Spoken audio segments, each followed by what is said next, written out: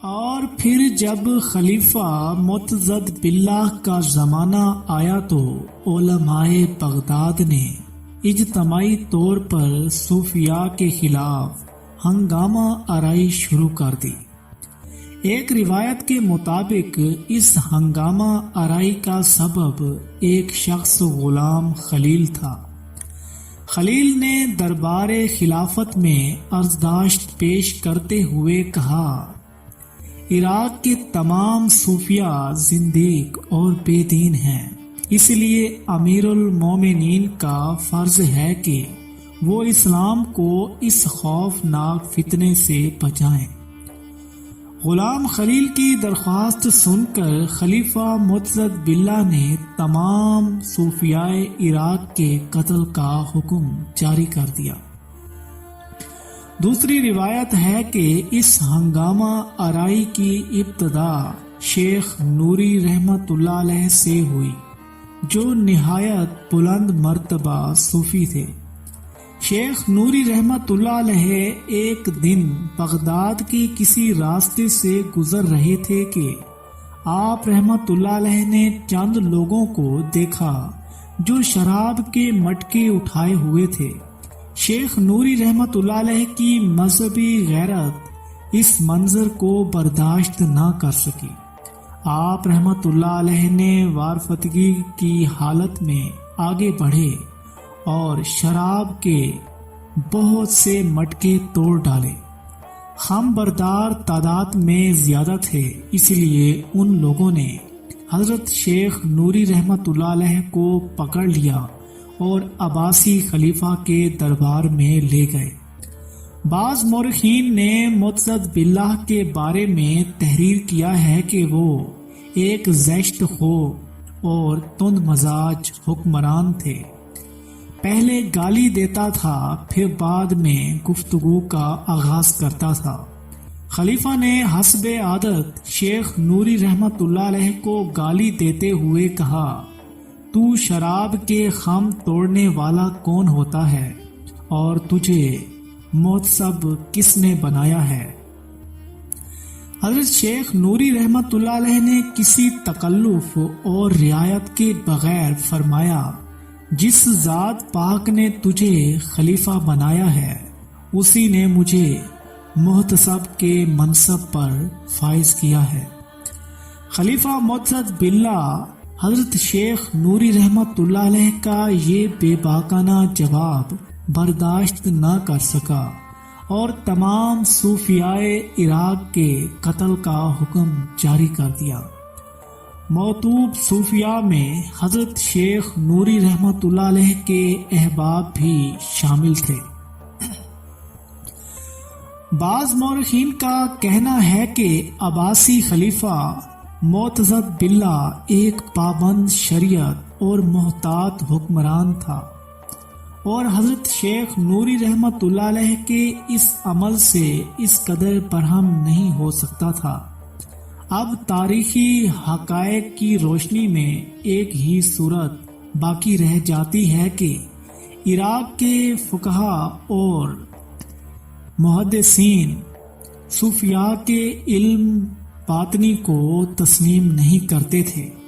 ان کے نزدیک ذکر اور سماع کی محفلوں کی کوئی حقیقت نہیں تھی، اس لیے وہ صوفیاء کے عشق جاں سوزی کو کوئی اہمیت نہیں دیتے تھے۔ اتفاق سے بعض صوفیاء بھی غیر محتاط زندگی بسر کرتے تھے، نتیجتاً ان پر سرعام جذب و مستی کی کیفیت طاری ہو جاتی تھی۔ پھر یہی جذب و مستی صوفیاء کی دشمنی بن گئی اور اسی کو بنیاد بنا کر فقہائے عراق نے عباسی خلیفہ کے دربار میں صوفیاء کی بے راہ روی کی شکایت کی اور اس اندیشے کا اظہار کیا کہ اگر اس گروہ کو شرع کا پابند نہ بنایا گیا تو عام مسلمان گمراہی کا شکار ہو سکتے ہیں۔ کسی تاریخی روایت سے پتہ نہیں چلتا کہ اس سلسلے میں خلیفہ وقت نے تحقیق سے کام لیا یا صرف فقہائے عراق کی شکایت پر تمام صوفیاء کے قتل کا حکم جاری کر دیا۔ فقہا کی طرف سے صوفیاء پر 3 الزامات عائد کیے گئے تھے: زنداقہ، الحاد اور حلول۔ یہ تینوں صورتیں کفر کی کھلی ہوئی علامات ہیں۔ اسی بنیاد پر صوفیاء کو دائرہ اسلام سے خارج کیا گیا اور وہ واجب القتل قرار پائے۔ صرف حضرت جنید بغدادی رحمت اللہ علیہ کی حد تک پتہ چلتا ہے کہ اس سلسلے میں کسی قدر تحقیق سے کام لیا گیا تھا۔ بعض مورخین کا کہنا ہے کہ یہ ناخوشگوار واقعہ معتضد باللہ کی بجائے خلیفہ الموفق باللہ کے دور اقتدار میں پیش آیا تھا۔ مورخین کی اسی جماعت کے مطابق حضرت جنید بغدادی رحمت اللہ علیہ کو الموفق کے دربار میں طلب کر کے پوچھا گیا تھا، جنید تمہارا مسلک کیا ہے؟ جواب میں آپ رحمت اللہ علیہ نے فرمایا تھا، میں محدث و فقیہ ہوں اور شیخ ابو ثور رحمت اللہ علیہ کا شاگرد ہوں اور انہی کی فقہ کے مطابق فتویٰ دیتا ہوں۔ میرا مسلک قرآن و سنت سے ماخوذ ہے۔ اس باز پرس کے بعد حضرت جنید بغدادی رحمت اللہ علیہ کو چھوڑ دیا گیا، مگر دوسرے صوفیاء حکومت کی نظر میں مجرم قرار پائے۔ پھر جب ان برگزیدہ ہستیوں کے قتل کے احکام جاری ہوئے تو حضرت جنید بغدادی رحمت اللہ علیہ نے نہایت آزردہ لہجے میں فرمایا، میں اسی دن کے لیے منع کرتا تھا کہ صبر و ضبط سے کام لو اور لوگوں سے وہ باتیں نہ کرو جو ان کے فہم و ادراک سے بالاتر ہوں۔ الغرض حضرت شیخ نوری رحمت اللہ علیہ، شیخ شہام رحمت اللہ علیہ، شیخ رقام اور دوسرے مشہور صوفیاء گرفتار کر کے مقتل میں لائے گئے۔ جلاد برہنہ شمشیر لیے ہوئے حکومتی کارندے کے حکم کا منتظر تھا کہ یکا یک حضرت شیخ نوری رحمت اللہ علیہ تیزی سے آگے بڑھے اور قتل ہونے کے لیے اپنا سر جھکا دیا۔ جلاد نے پوری زندگی میں کسی انسان کو موت کا اتنا مشتاق نہیں پایا تھا۔ وہ حیران ہو کر بولا، تمہیں خبر بھی ہے کہ تم یہاں کس لیے لائے گئے ہو؟ خوب جانتا ہوں کہ موت میری منتظر ہے۔ حضرت شیخ نوری رحمت اللہ علیہ نے بے خوفی کے لہجے میں جواب دیا، تو پھر اتنی جلدی کیوں ہے؟ جلاد کی حیرت میں مزید اضافہ ہو گیا تھا۔ میں چاہتا ہوں کہ میرے رفیقوں سے پہلے میری جان دی جائے تاکہ انہیں زندگی کے چند لمحے اور مل جائیں۔ حضرت شیخ نوری رحمت اللہ علیہ نے بڑے والہانہ انداز میں جواب دیا۔ جلاد کچھ دیر تک شدید حیرت و استعجاب کے عالم میں حضرت شیخ نوری رحمت اللہ علیہ کو دیکھتا رہا، پھر اس نے اپنی شمشیر نیام میں کی اور مقتل سے چلا گیا۔ عباسی خلیفہ کو اس واقعے کی خبر دی گئی تو وہ بھی حیران رہ گیا۔ پھر اس نے نیا حکم جاری کیا کہ تمام اسیروں کو قاضی بغداد کے سامنے پیش کیا جائے تاکہ وہ ان لوگوں کے حالات و عقائد کی تفتیش کر سکے۔ پھر جب قاضی بغداد نے حضرت شیخ ابو الحسن نوری رحمت اللہ علیہ سے فقہ کے چند مسائل دریافت کیے تو آپ رحمت اللہ علیہ نے تمام سوالات کا صحیح جواب دیا۔ قاضی بغداد نے حیران ہو کر کہا، اس کا مطلب ہے کہ لوگ تم پر تہمت لگاتے ہیں۔ حضرت شیخ ابو الحسن نوری رحمت اللہ علیہ نے فرمایا، قاضی صاحب میری بات غور سے سنیے، حق تعالیٰ کے بعض بندے ایسے ہیں جو اللہ ہی کی ذات سے قائم ہیں اور جب زبان کھولتے ہیں تو صرف اسی کا ذکر کرتے ہیں۔ پھر حضرت شیخ ابو الحسن نوری رحمت اللہ علیہ نے اس قدر مؤثر تقریر کی کہ قاضی بغداد کی آنکھوں سے آنسو جاری ہو گئے۔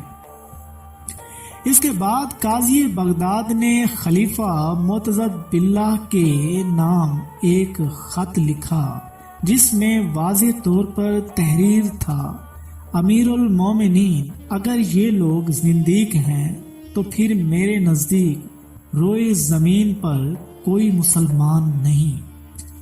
خلیفہ معتضد باللہ نے قاضی بغداد کا خط پڑھا اور اپنا فرمان منسوخ کر دیا۔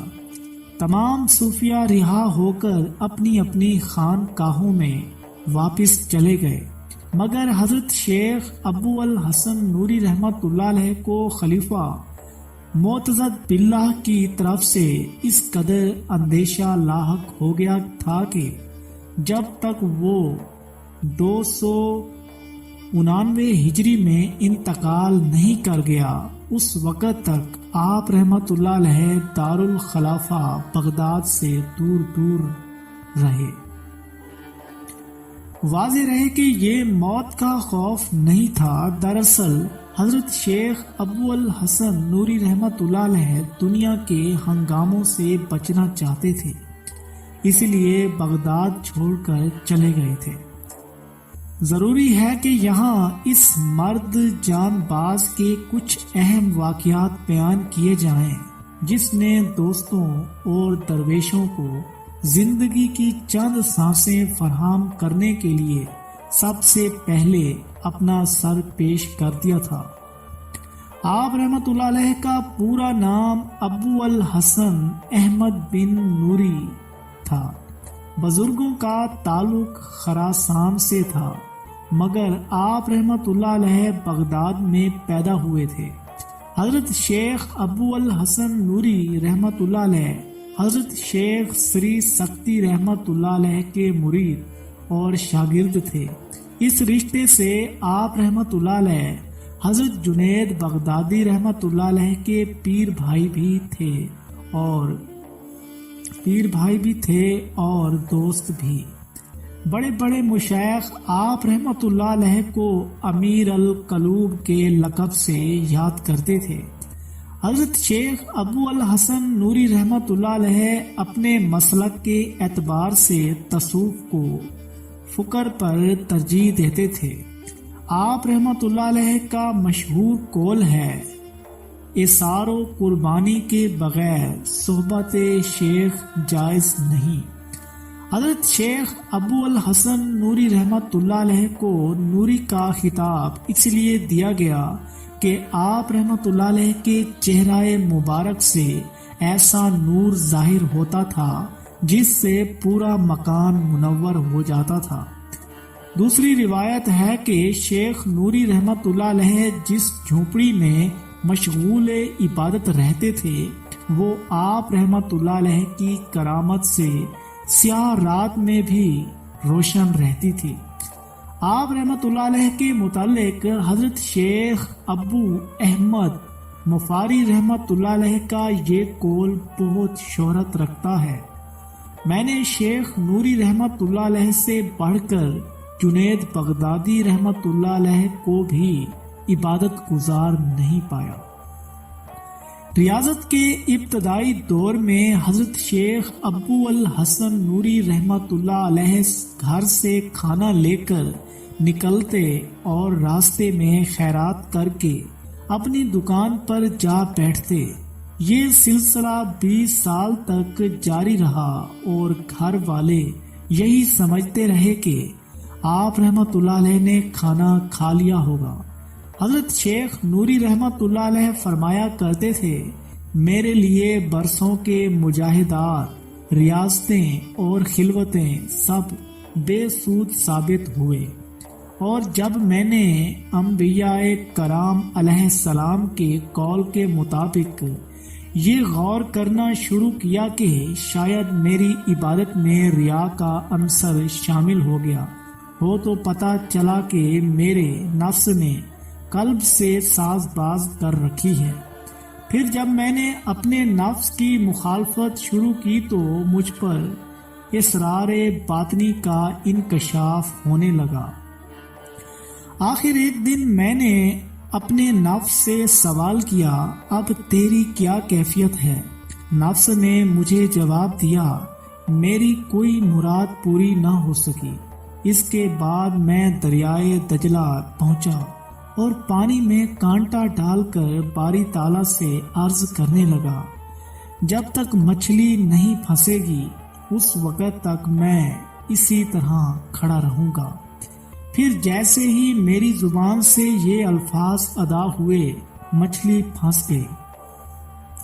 ایک دن حضرت شیخ ابو الحسن نوری رحمت اللہ علیہ نے حضرت جنید بغدادی رحمت اللہ علیہ سے اس واقعے کا ذکر کیا تو آپ رحمت اللہ علیہ نے فرمایا، ابو الحسن، اگر تم مچھلی کی بجائے سانپ کا شکار کرتے تو یقیناً کرامت ہوتی۔ ابھی تو تم درمیانی منزل میں ہو، اس لیے تمہارے واقعے کو کرامت نہیں بلکہ فریب سے تعبیر کیا جا سکتا ہے۔ حضرت جنید بغدادی رحمت اللہ علیہ کا جواب سن کر شیخ نوری رحمت اللہ علیہ نے فرمایا، ابو القاسم، تم سچ کہتے ہو۔ یہ آپ رحمت اللہ علیہ کے صبر و تحمل اور بلند حوصلگی کی دلیل تھی۔ ایک دن حضرت شیخ ابو الحسن نوری رحمت اللہ علیہ حضرت جنید بغدادی رحمت اللہ علیہ کی مجلس میں بیٹھے تھے۔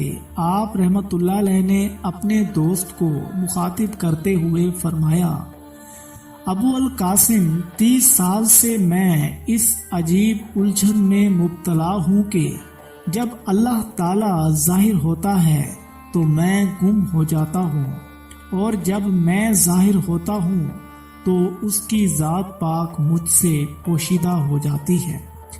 شیخ نوری رحمت اللہ علیہ کی اس کشمکش کا ذکر سن کر حضرت جنید بغدادی رحمت اللہ علیہ نے فرمایا، آپ اسی حالت پر قائم رہیں کہ ظاہر و باطن میں صرف وہی نظر آتا رہے اور آپ گم رہیں۔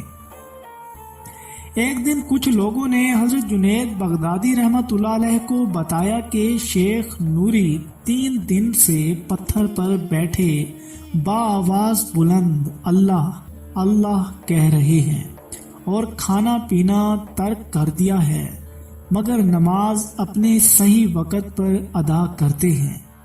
یہ واقعہ سن کر حضرت جنید بغدادی رحمت اللہ علیہ کے کچھ مریدوں نے عرض کیا، شیخ، یہ تو فنا کی دلیل نہیں بلکہ ہوش کی علامت ہے۔ حضرت جنید بغدادی رحمت اللہ علیہ نے اپنے مریدوں کے خیال کی تردید کرتے ہوئے فرمایا، یہ بات نہیں، دراصل شیخ نوری رحمت اللہ علیہ پر وجد کی کیفیت طاری ہے، اور صاحب وجد حق تعالیٰ کی حفاظت میں ہوتا ہے، اس لیے وہ صحیح وقت پر نماز ادا کرتے ہیں۔ اس کے بعد حضرت جنید بغدادی رحمت اللہ علیہ اس جگہ تشریف لے گئے اور حضرت ابو الحسن نوری رحمت اللہ علیہ کو مخاطب کرتے ہوئے فرمایا، شیخ، اگر اللہ کو رضا پسند ہے تو پھر آپ شور و غوغا کیوں کرتے ہیں؟ حضرت جنید بغدادی رحمت اللہ علیہ کا ارشاد گرامی سن کر شیخ نوری رحمت اللہ علیہ خاموش ہو گئے۔ پھر مختصر سے وقفہ سقوت کے بعد فرمایا، جنید، تم میرے بہترین استاد ہو۔ ایک بار حضرت شیخ ابو الحسن نوری رحمت اللہ علیہ غسل کر رہے تھے کہ ایک شخص آیا اور آپ رحمت اللہ علیہ کے کپڑے چرا کر لے گیا۔ پھر جب حضرت شیخ غسل سے فارغ ہوئے اور لباس کو موجود نہ پایا تو بہت پریشان ہوئے، بار بار فرماتے تھے، میرے بھائی، تم اتنے ضرورت مند تھے تو مجھ سے کہا ہوتا، کپڑے لے گئے، اور یہ بھی نہ سوچا کہ صاحب لباس اس حالت میں حمام سے باہر کیسے نکلے گا؟ حضرت شیخ ابو الحسن نوری رحمت اللہ علیہ غائبانہ طور پر چور کو مخاطب کر کے یہ باتیں کہہ رہے تھے۔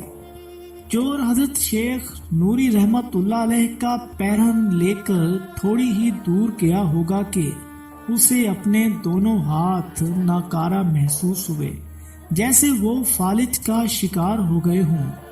چور خوف زدہ ہو گیا اور فوری طور پر سمجھ گیا کہ یہ کپڑے چرانے کی سزا ہے۔ نتیجتاً وہ بدحواسی کے عالم میں واپس پلٹا اور حمام پہنچ کر حضرت شیخ نوری رحمت اللہ علیہ کا پیرہن مبارک واپس کر دیا۔ کپڑے پہن کر آپ رحمت اللہ علیہ حمام سے باہر تشریف لائے۔ لباس چور مفلوج ہاتھوں کے ساتھ سر جھکائے کھڑا تھا۔ حضرت شیخ ابو الحسن نوری رحمت اللہ علیہ نے آسمان کی طرف دیکھتے ہوئے کہا، اس نے میرے کپڑے واپس کر دیے، تو بھی اس کے ہاتھوں کی توانائی لوٹا دے۔ جیسے ہی حضرت شیخ ابو الحسن نوری رحمت اللہ علیہ کی زبان مبارک سے یہ الفاظ ادا ہوئے، چور کے ہاتھوں کی سلب شدہ طاقت واپس آ گئی۔ امید کرتے ہیں کہ پیارے دوستو آپ کو حضرت جنید بغدادی رحمت اللہ علیہ کی عظیم الشان داستان کا یہ حصہ اچھا لگا ہوگا۔ اگر ویڈیو اچھی لگے تو ویڈیو کو لائک کریں، کمنٹس میں اپنی رائے بھی دیں، آگے دوستوں کے ساتھ شیئر بھی ضرور کریں۔ دوستو میرے پاس کتاب PDF فائل ہے جس سے تھوڑا پڑھنے میں دشواری آتی ہے، تو برائے مہربانی درگزر کر دیجیے گا۔